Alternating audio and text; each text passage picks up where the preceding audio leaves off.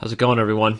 This is International Master Danny Wrench. This is Chess.com's YouTube channel, and today we have another installment for our chess openings playlist here.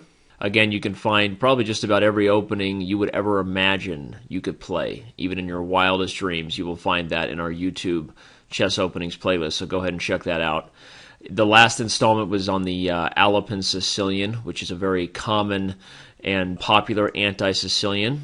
Goes a little something like this with c3, trying to support d4, so that white doesn't have to concede anything in the center when challenging black's control.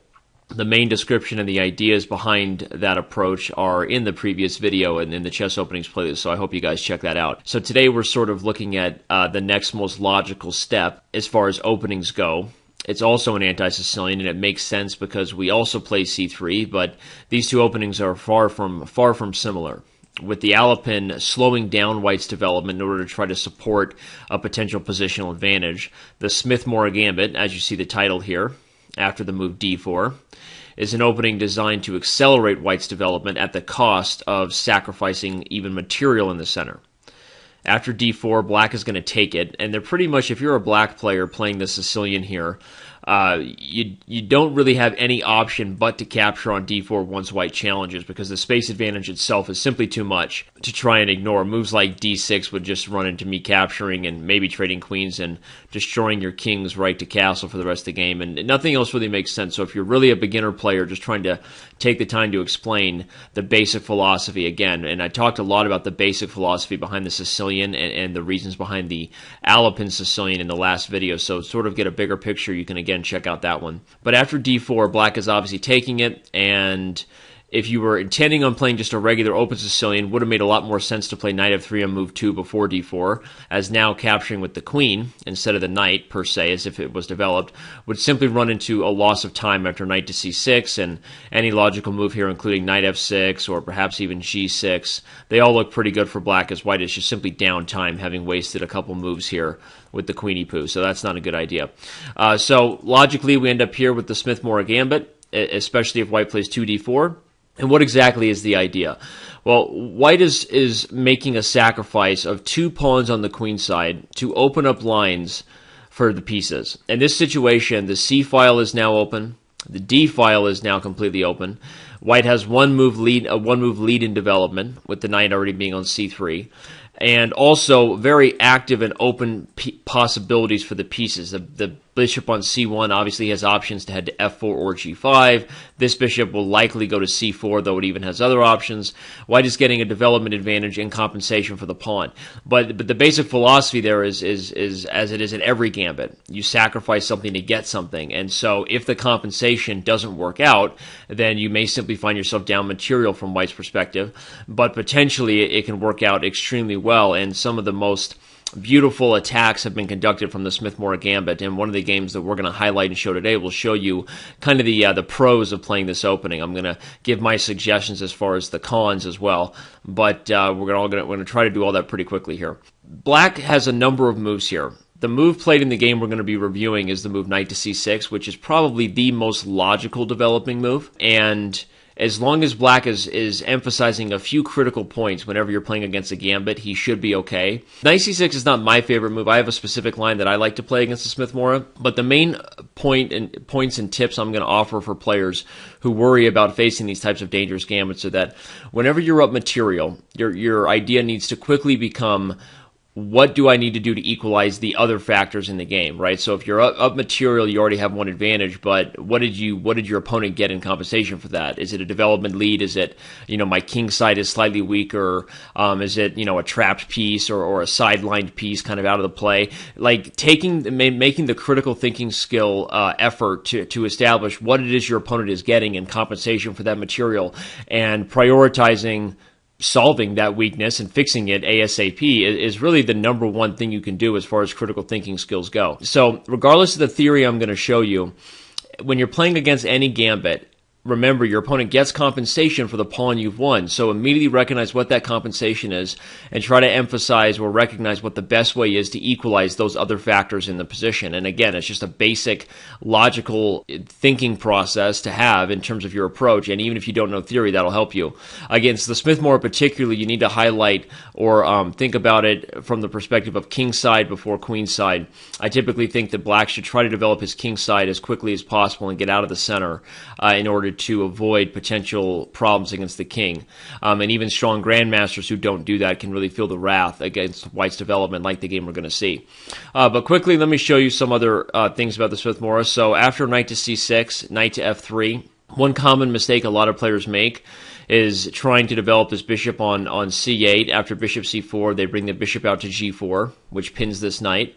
That's going to run into some serious issues after bishop takes f7 check, knight to g5 check, winning the bishop with the discovery, right? That's Ouchtown. Bishop g4 is a common idea that black looks to do when they're not really thinking about their development as far as a bigger picture. They're not looking at their opponent's threats.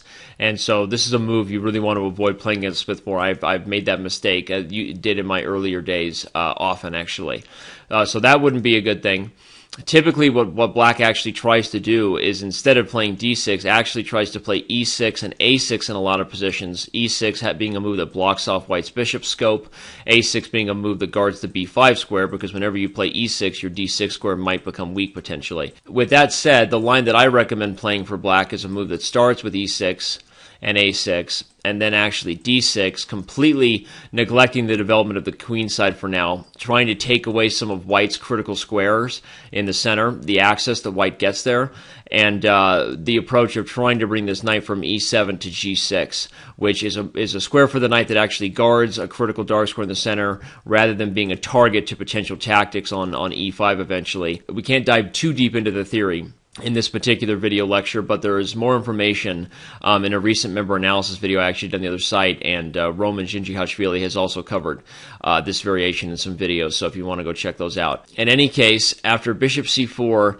d6, the main point is that black is neglecting this development and going for king side before queen side, which is a big piece of advice I have whenever you're playing against Gambit. So I would say that you could look into that line if you want. But again, in this main game, after knight to c6, knight f3, and e6. White played bishop c4 anyway. a6 again is played, taking away the b5 square. We have castles, knight d7. This is sort of a line that's very similar to the one I recommended, with the development of this knight being different than the standard knight f6 development. Yes, it takes an extra move, so sort of breaking the king side before queen side in a hurry, but you're doing so because you really recognize how much better the knight is placed on g6, one that guards potentially important squares rather than, like I said, being a target to potentially really powerful attacking ideas from white. So this is a really interesting development, and I think that this approach is actually not a bad one for black, even though it really didn't work out well in the game. Mr. Mark Esserman, playing the white piece, is an international master friend of mine who is maybe one of the world's leading experts on the Smith-Morra Gambit, no joke. I was playing against Grandmaster Loke van Wheelie from the Netherlands, and it got ugly here really quick. After bishop g5, which is a common way to try to induce a problem with knight e7, even though you're losing a tempo after f6. As we've learned, we know that Peshki cannot return to their home once they push. So this guy is going to regret weakening the king later on. After knight to g6, bishop to b3, kind of a prophylactic move that avoids tempos from the pawn, but also opens up some tactical chances for the pieces, getting out of the way of the c-file and other things. One of the main points here is that I know that Mark, just from knowing him personally, was very well prepared in this position and actually had a specific move prepared after the move b5. And this game is as good of a stem game, as good of an ideal idea as far as how white should be trying to execute whenever you play a Smith-Morra Gambit as any game I've ever seen. Even only being an international master doesn't really matter. He takes down one of the strongest GMs in the world, and like I said, he's very well prepared. So this idea is a very common tactical motif. It takes advantage of black's king being in the center, and it shows you why even strong grandmasters really need to emphasize a really solid and well-prepared approach against the Smith-Morra. The move is knight to d5, exclamaviage, bam, in your face, threatening something pretty simple. I'm going to trap the queenie poo on d8. And after e takes d5, black at first seems to be pretty happy, given the fact that he's up a piece. But we're going to see that White's Mr. Esserman's preparation did not really stop there. And recognizing should be that this knight really doesn't have any other good squares. Going back or even to a5, moves that don't block the e-file will have other issues. And so black seems to be playing the right approach with knight c to e5. But after d6, bishop to b7, White has another really strong idea that if you want to pause the video and see how Mark approached this position, quickly exposing the king pretty much for all time and space from here on out. Go ahead, and if you haven't paused your video, that's a you problem. Okay, I guess you don't care about getting better at chess. No, I'm kidding, but let's move on. Knight takes e5, f takes e5. Knight takes e5 would also allow other things, again, including kicking the knight out of the square and either using tactics on the e-file or even on this diagonal will leave the king pretty much stranded and fresh meat for the white pieces. After f takes e5, f4, opening up the f-file. This was the key idea. And I think at this point, White's attack is already completely overwhelming. After queen f6, f takes e5, queen takes e5, a double exclam move. One of the most creative and fun ideas I've seen in a long time was played in this position, thinking about how to expose the king in the center. Bishop to g5, bam. A really, really strong idea, and points out that not only am I opening up the e-file, but I sort of have a crisscross pattern going on your king right now, and my bishop isn't even capturable here. If you want to pause your video and see why, you can. The main point is that taking the bishop doesn't really relieve black's problems after a move like queen to e1 check. Either you block on e7 with a piece and give me back some of the material I've sacrificed pretty quickly after bishop f7 check, taking with check, and the attack rages on. And if you block on e5 with a piece, seems like a pretty slick idea. I have bishop f7 check, queen a5 check using the entire board, and we finish with a forced checkmate on c7. So you can take a look at this at home with your own computer analysis engine if you want, but White's attack is pretty much out of control at this point. Hence the reason why Van Willy tried to give back some of the material with bishop e7. But after bishop f7 check, taking with check, material is now even again for all practical purposes. Black's only extra material being a pawn, with obviously not nearly enough compensation to justify the king's mating net position. White plays a number of force moves to kind of finish off the attack. Bishop f4 threatens queen to d6 and lights out. Queen takes f7, queen to d6, king tries to run back. You can pause and try to finish off the game if you want, but Esserman played rook takes c6 and took with the queen. The rook is trapped. So best case scenario, black is going to be down a piece. Worst case scenario, he'll probably be mated before he even has time to think about being down a piece.